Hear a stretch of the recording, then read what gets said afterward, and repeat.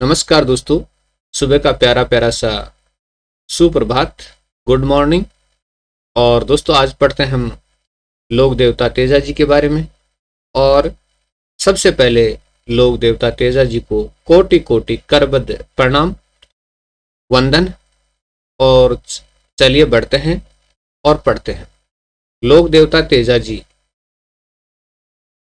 जी का जन्म नागवंश जाट के धोलिया गोत्र के ताहड़ परिवार में सन 1074 ईस्वी में नागौर जिले के खड़नाल गांव में इनका जन्म हुआ। तो तेजा जी का जन्म नागवंश जाट के धोलिया गोत्र के ताहड़ परिवार में 1074 ईस्वी में नागौर जिले के खड़नाल और वर्तमान में इसका खड़नाले गांव में माघ शुक्ला चतुर्दशी के दिन हुआ था।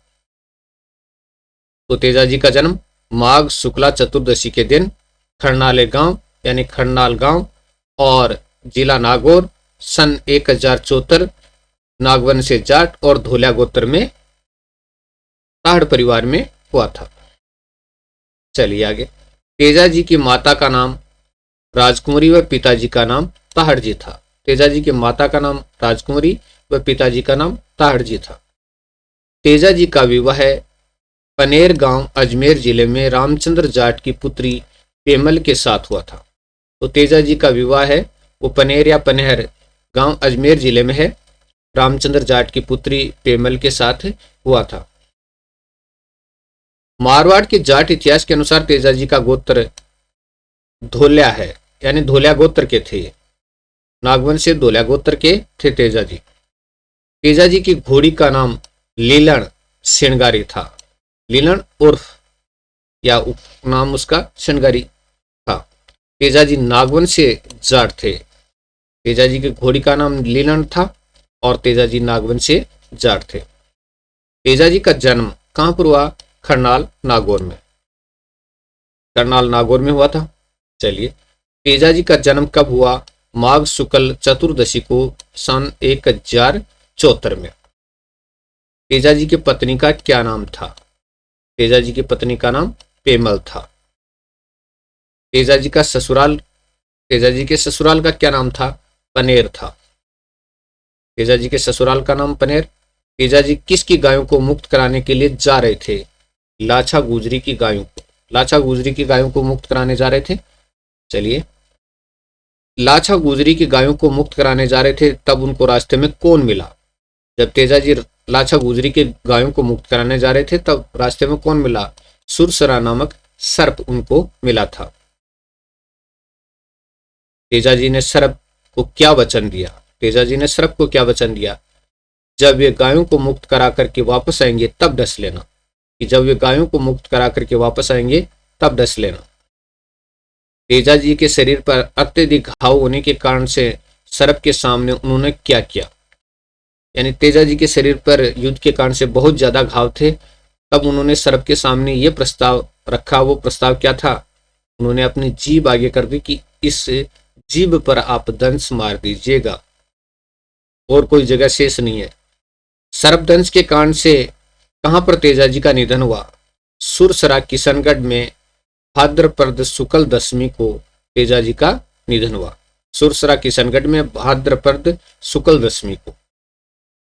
चलिए, तेजा जी किसके देवता के रूप में पूजे जाते हैं? नागों के देवता के रूप में पूजे जाते हैं तेजा जी। तो तेजा जी की किस देवता के रूप में पूजा की जाती है? नागों के देवता के रूप में पूजा की जाती है। तेजा जी की प्रतिमा किस रूप में होती है? तेजा जी की प्रतिमा किस रूप में होती है? तलवार धारण किए हुए घोड़े पर सवार योद्धा के रूप में होती है। तो तलवार धारण किए हुए घोड़े पर सवार योद्धा के रूप में तेजा जी की प्रतिमा होती है। सर्प दंशित व्यक्ति के पैर में तेजा जी की तांती, तो तेजा जी की तांती यानी धागा, राजस्थान में जो तांती बांधने का रिवाज है, तो तेजा जी की तांती बांधी जाती है जिससे विष का प्रभाव नहीं होता है। कौन से पैर में बांधी जाती है भाई? कौन से पैर में बांधते हैं? दाहिने पैर में बांधते हैं। तो देखिएगा, सर्पदंशित व्यक्ति के किस पैर में तेजा जी की तांती बांधी जाती है जिससे विष का प्रभाव नहीं होता, दाहिने पैर में बांधी जाती है। तेजा जी का मेला कब लगता है? तेजा जी का मेला भाद्र शुक्ल दशमी के अवसर पर लगता है। भाद्र शुक्ल दशमी के अवसर पर तेजा जी का मेला लगता है और तेजा जी के जगह जगह पर मेले लगते हैं। तेजा जी की स्मृति में पशु मेला कहाँ पर लगता है? तेजा जी की याद में जो पशु मेला है वो कहाँ पर लगता है? तो दशमी के अवसर पर पंचमी से पूर्णिमा तक पर्वतसर नागौर में पशु मेला लगता है। तो दशमी के अवसर पंचमी से पूर्णिमा तक क्या है? पर्वतसर नागौर में लगता है दशमी के अवसर पर, तेजा दशमी जिसको बोलते हैं। तेजा जी की माँ का क्या नाम था? तेजा जी की माँ का नाम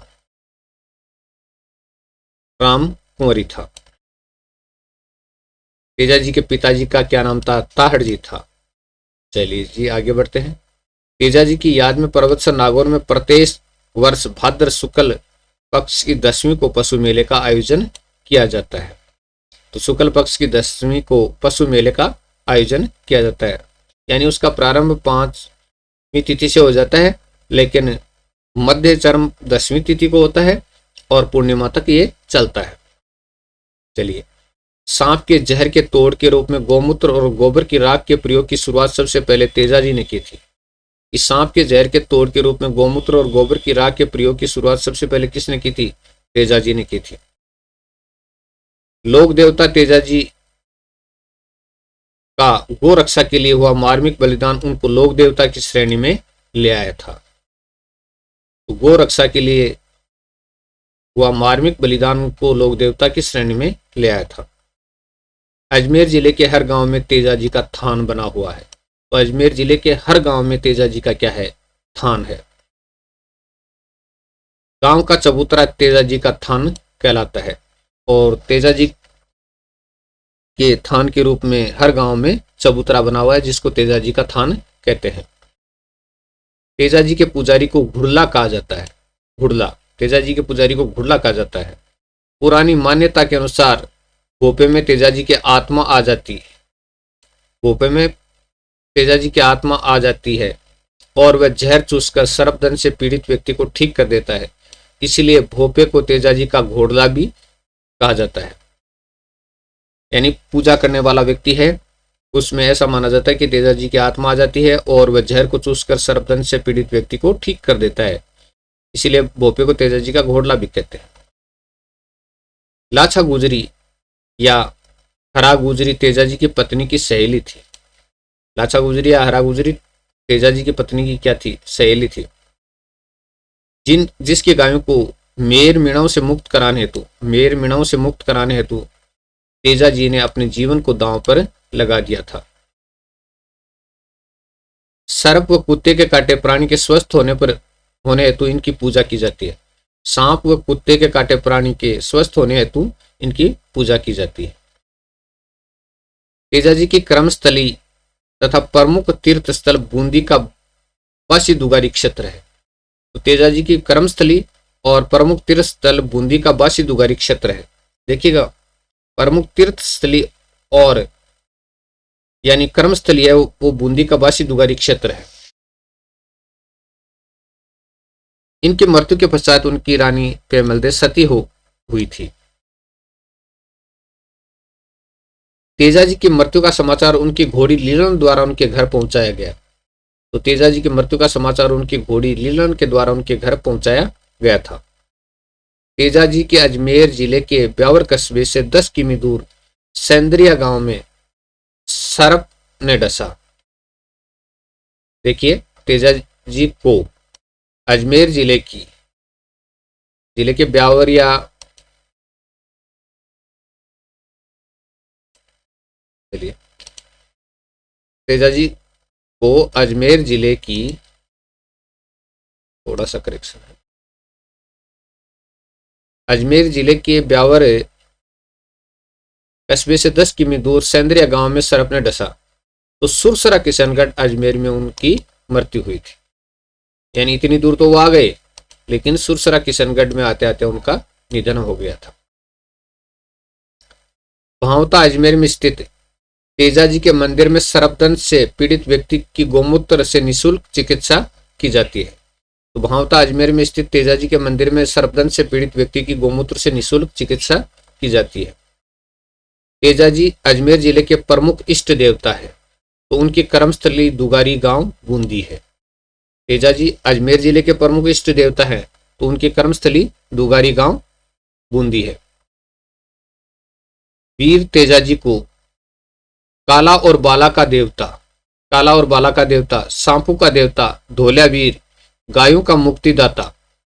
तो वीर तेजाजी को काला और बाला का देवता, सांपों का देवता, धोलिया वीर, गायों का मुक्तिदाता तथा कृषि कार्यों का उपकारक देवता माना जाता है। और जब खेती का प्रारंभ किया जाता है तो तेजा गायन किया जाता है। तेजाजी को तलवारधारी अश्वारोही योद्धा के रूप में चित्रित किया जाता है। तेजाजी को तलवारधारी अश्वारोही योद्धा के रूप में चित्रित किया जाता है। इनकी जीवा को सर्प द्वारा डसते हुए प्रदर्शित किया जाता है। राज्य में किसान हल चलाने से पूर्व तेजाजी का स्मरण करते हैं, यानी हल चलाने से पहले तेजाजी का स्मरण करते हैं, यानी तेजा गीत गाते हैं। तेजाजी को लेकर रचे गए लोक साहित्य को तेजा टेर या तेजा गीत कहा जाता है।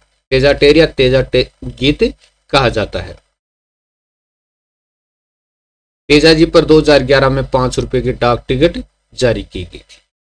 तो ये जानकारी, सामान्य सी जानकारी थी लोक देवता तेजाजी के बारे में। अगर आपको दोस्तों अच्छी लगी तो वीडियो को शेयर जरूर कीजिएगा, लाइक कीजिएगा, सब्सक्राइब कीजिएगा और कमेंट जरूर कीजिएगा। बहुत बहुत धन्यवाद।